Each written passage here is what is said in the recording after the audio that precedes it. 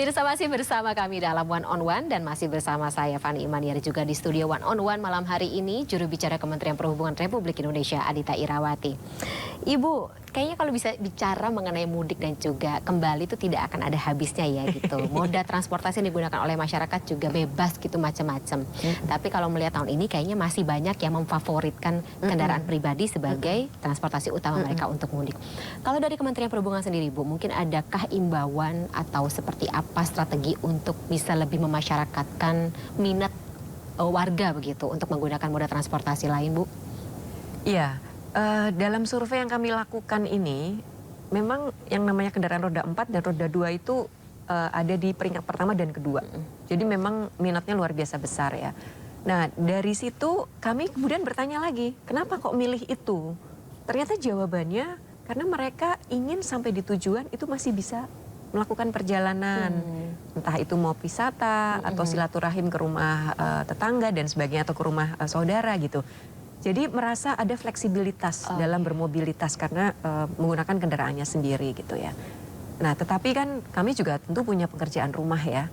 Tidak hanya di masa mudik, sebenarnya pekerjaan rumah dari Kementerian Perhubungan adalah mentransformasi masyarakat menggunakan transportasi umum gitu ya, merubah perilakunya. Tidak hanya di perkotaan tetapi juga ketika melakukan perjalanan jarak jauh. Apalagi di masa mudik yang pasti jumlahnya sangat masif. Yang kita bisa lakukan saat ini adalah tadi ya, yang pertama tentu harus meminta operator sendiri juga menyediakan transportasi itu yang aman dan nyaman. Iya. Ya kan? Masyarakat akan bersedia melakukan itu jika yang pasti aman dan nyaman. Ya. Di samping itu juga terintegrasi. Ini juga masih pekerjaan rumah Mbak Fani, harus kami akui ya. Ketika sampai di simpul transportasi katakanlah di bandara atau di stasiun atau di pelabuhan, ini harus terintegrasi dengan moda transportasi lain kan. Betul. Contoh misalnya di Jogja International Airport ya, YIA. Kita harus ke kota Jogja, sekarang sudah ada nih kereta bandara, ya kan? Itu yang dimaksud integrasi. Nah di beberapa kota-kota ini integrasi itu memang belum sempurna ya. Jadi ini juga menjadi pekerjaan rumah. Maka tidak heran masyarakat daripada saya repot sampai sana nanti nyari kendaraan taksi mahal ya. Nggak ada transportasi umum yang lain yang masif. Jadi mereka lebih memilih ya udah saya naik kendaraan pribadi. Jadi menurut saya memang harus berjalan beriring ya. Antara pemerintah juga terus memenuhi kebutuhan transportasi umum. Yang paling penting tadi adalah aman dan nyaman. Terintegrasi dengan moda yang lain. Dan masyarakat sendiri juga sudah mulai mencoba merubah perilaku itu. Ya sedikit demi sedikit lah. Coba di perkotaan dulu ya. Katakanlah di Jabodetabek ini ya. Kalau mau ke Bogor atau mau ke Tangerang gitu. Coba ayo gunakan transportasi massal ya. Itu mungkin prosesnya harus begitu ya. Nah kalau kita bicara mudik ya ini memang sekali lagi kalau kita bicara Jawa pasti akan lebih banyak orang menggunakan kendaraan pribadi. Karena jalan juga sudah tersambung ya. Betul kan? Bisa sampai ke ujung yaitu rumahnya sendiri gitu ya. Lebih cepat sebenarnya. Lebih cepat, dia bisa milih waktunya sendiri. Mau berhenti ya berhenti, mau ini berhenti gitu. Nah di luar Jawa ya, yang memang secara geografisnya mereka terpisah pulau, terpisah lautan, memang akhirnya transportasi umum itu jadi pilihan ya. Jadi ini memang kembali lagi adalah pilihan masyarakat. Yang paling penting bagi kami benahi infrastrukturnya, kita benahi pelayanannya, dan sambil sedikit demi sedikit juga melakukan edukasi untuk beralih ke transformasi publik. Ini proses, nggak mungkin kita langsung ya tiba-tiba bisa dapat, ini proses gitu. Kami pemerintah maupun juga masyarakat harus bisa jalan bareng dalam hal ini. Sama-sama sosialisasi dan juga imbauan ya Bu ya. Termasuk juga mungkin ke apa ya pihak-pihak penyedia transportasi tersebut ya Bu. Betul, yang tadi saya sebut ya, ke masyarakat juga pasti juga mikir ya. Naik ini malah saya jadi kesusahan. AC-nya mati misalnya, nggak nyaman, banyak copet. Nah, ini kayak gitu. Atau kalau maskapai Bu suka apa namanya cancelled begitu. Nah, kemarin sempat ada teman yang curhat juga Bu di Instastory-nya kalau misalnya mengatakan tiba-tiba tiketnya di cancel tanpa ada pemberitahuan seperti itu, tapi ya dia harus inisiatif lebih lanjut begitu. Ya ini juga jadi salah satu concern dari Kementerian Perhubungan sendiri kan. Sangat, dan itu memang diatur ya. Soal keterlambatan itu ada parameter on time performance dan itu ada ininya angka apa namanya standarnya. Jadi kalau kurang dari itu ya tentu ada hal-hal yang harus menjadi konsekuensi bagi maskapai. Oke, berarti teman-teman warga yang kalau misalnya mendapat sebuah apa ya namanya kondisi yang tidak ideal seperti itu ketika melaksanakan perjalanan, tidak hanya arus mudik dan juga lebaran, tapi juga perjalanan lainnya gitu menggunakan moda transportasi umum seperti pesawat, kemudian juga kereta dan juga kapal laut, bisa langsung apa ya namanya memberikan informasi tersebut ke Kementerian Perhubungan ya Bu? Sangat bisa, dan bahkan ini sekarang kan dengan adanya media sosial itu sebenarnya masyarakat bisa sangat terbuka menyampaikan keluhan ya, dan kami sangat memperhatikan itu sih. Tadi misalnya ada temannya Mbak Fani yang komplain di medsos, itu jadi concern kami sekali ya. Dan pasti akan langsung diklarifikasi kepada operator yang bersangkutan gitu. Supaya sama-sama semuanya aman dan juga nyaman ya Bu ya. Nah, Bu Adita balik lagi ke arus mudik dan juga lebaran tahun 2023 ini ya Bu. Ketika kita melihat tentu saja ini menjadi sebuah, maksudnya untuk pelaksanaannya tahun ini tentu saja mengambil pengalaman-pengalaman dari tahun-tahun sebelumnya. Betul. Kalau misalnya membandingkan atau komparasi Bu, pengalaman seperti apa atau tahun berapa begitu yang menjadi sebuah cetak biru, blueprint, mekanisme untuk Kementerian Perhubungan menyempurnakan mekanisme dari pelaksanaan arus mudik dan juga lebaran tahun ini? Ya. Kalau kita flashback ya, kita kilas balik, memang ada sebuah momentum di mana kami semua memang harus segera melakukan perbaikan. Kalau masih ingat di 2016 ada yang kita sebut Brebes Exit. Brexit. Ya, Brexit ya. Itu ketika Trans Jawa sudah mulai dibuka sebagian dan masyarakat euforia kan. Euforia sekali ingin merasakan mudik lewat jalan tol. Dan semua berbondong-bondong menggunakan. Memang salah satu evaluasi kami adalah pada saat itu koordinasi dan kolaborasinya itu sangat kurang ya. Semua instansi itu punya targetnya sendiri-sendiri, mau melakukannya juga sendiri-sendiri. Nah itu satu hal yang menjadi turning point lah di dunia transportasi, khususnya ketika ada masa-masa puncak seperti mudik. Tentu tidak boleh lagi itu terjadi ya, karena ini semua kerja bersama gitu. Bukan hanya tugasnya Kemenhub nggak bisa ngapa-ngapain kok kalau nggak dibantu pihak kepolisian ya. Kemenhub nggak bisa ngapa-ngapain kalau nggak dibantu Kementerian PUPR, apalagi pelaku perjalanan darat paling banyak. Jadi kuncinya koordinasi, kolaborasi sejak awal. Makanya tadi saya bilang sudah sejak 2 bulan sebelum bulan Ramadan kita sudah duduk bareng, kita rumuskan apa yang harus kita lakukan tahun ini gitu. Itu turning point ya. Di samping tentunya adalah perbaikan infrastruktur. Jadi kalau dilihat sejak 2015 ya kita lihat perbaikan infrastruktur tidak hanya di Jawa dan di luar Jawa itu kan jadi nomor 1 ya, jadi target utama. Karena memang harus diakui infrastruktur itu merubah budaya ya. Budaya kita kemudian ngantri, budaya kita memberikan kesempatan kepada orang lain, budaya kita untuk on time. Itu sebenarnya kan dimulai dari ketika kita menggunakan transportasi umum ya. Jadi kita melihat bahwa infrastruktur menjadi penting karena ini bisa memberi efek kepada sektor lain. Perkembangan ekonomi, perkembangan sosial, budayaan itu sebenarnya mulai juga dari adanya infrastruktur yang baik. Jadi kita nggak hanya bicara mudik tapi juga bicara Indonesia lebih dalam jangka panjang ya. Dan kami yang menghandle sektor transportasi ini sangat menyadari hal itu.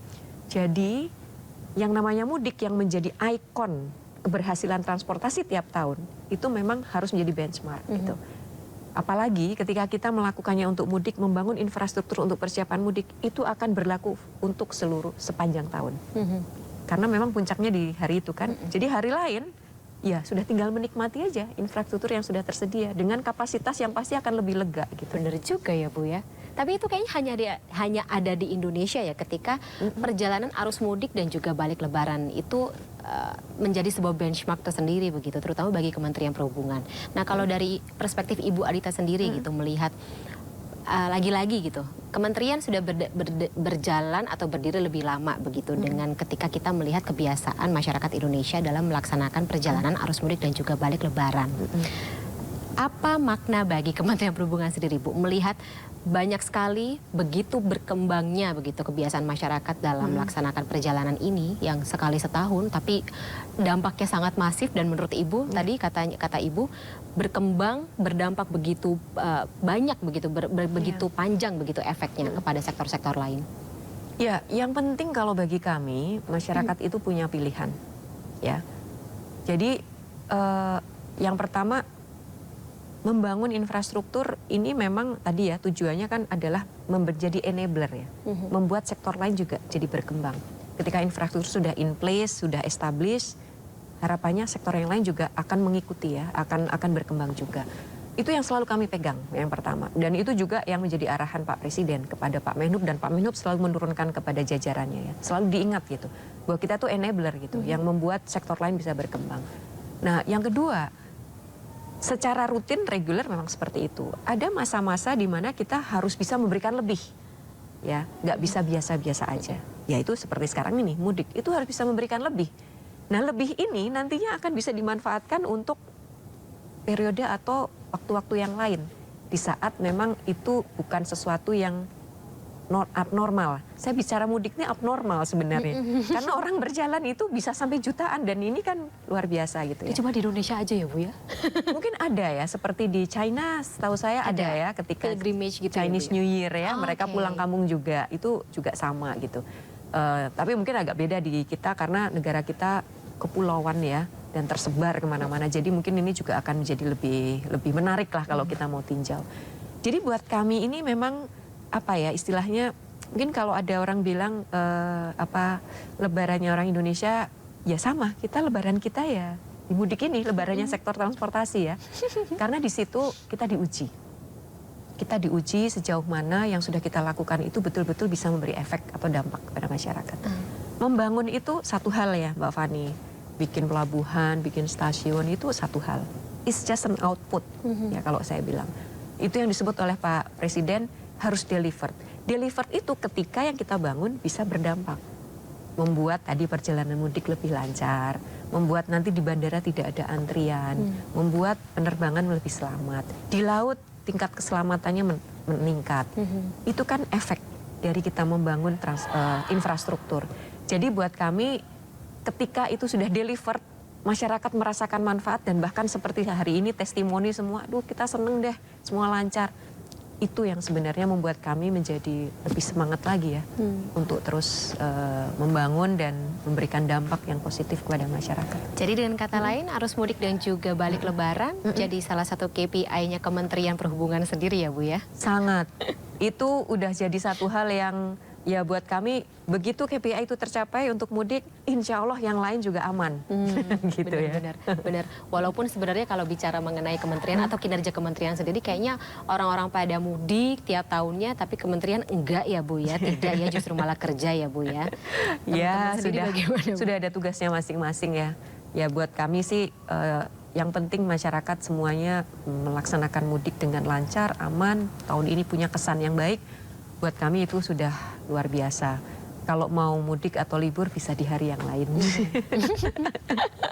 Nah, untuk persiapan tahun depan sendiri Bu, kayak insya Allah kayaknya lebaran tahun depan mungkin jatuh sekitar ya mendekati Bersama. jelang ya kontestasi pemilu 2024 ya. Iya. Gimana ini Bu?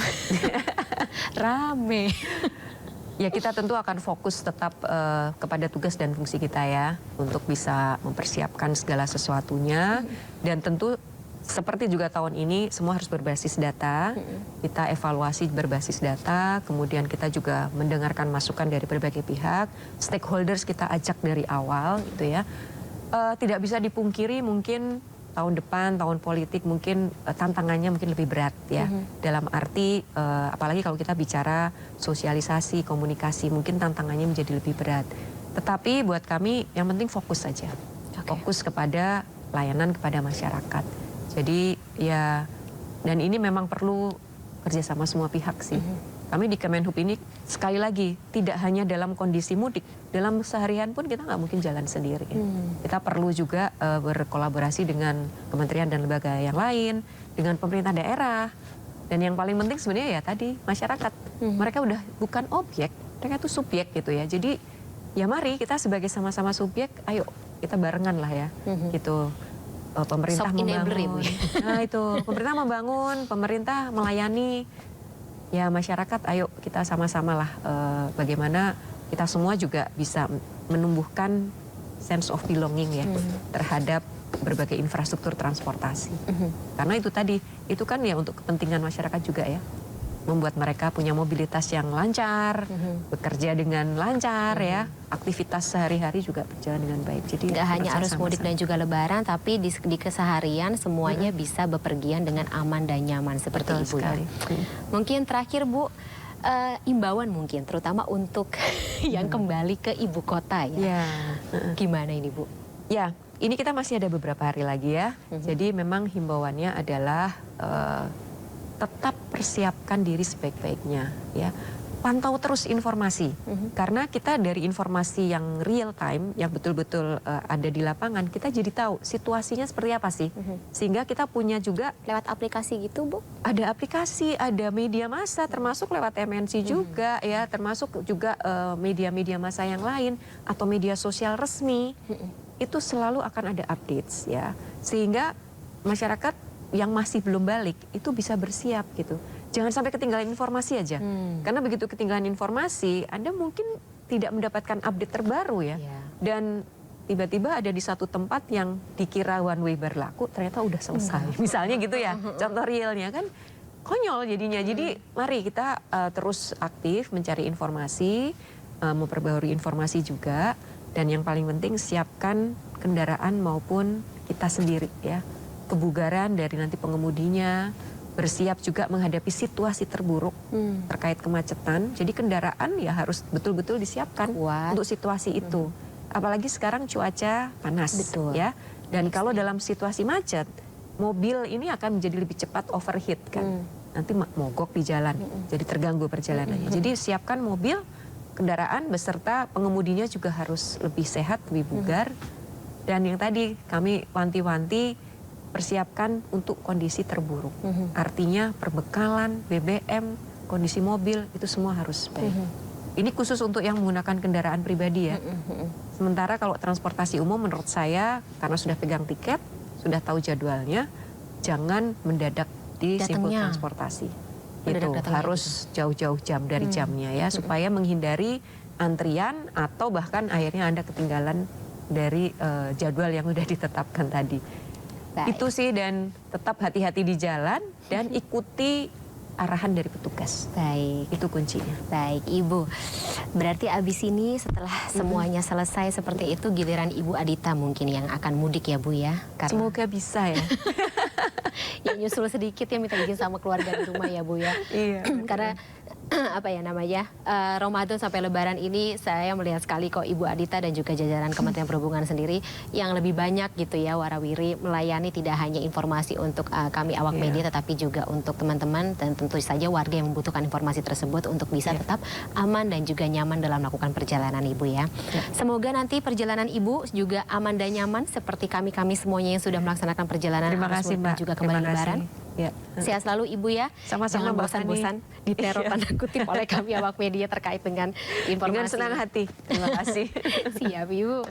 Dan demikian pemirsa, informasi yang tentu saja sangat detail terkait dengan bagaimana arus mudik dan juga kembali Lebaran 2023 ini yang ternyata tidak hanya menjadi sebuah KPI sendiri bagi Kementerian Perhubungan begitu, tapi juga tentunya menjadi sebuah benchmark bagi warga negara Indonesia, karena tentu saja arus mudik dan juga Lebaran atau pelaksanaan Lebaran tahun ini atau tahun-tahun sebelumnya di Indonesia ini tidak hanya menjadi sebuah kebiasaan, tetapi juga somehow menjadi sebuah gaya hidup bagi warga negara Indonesia.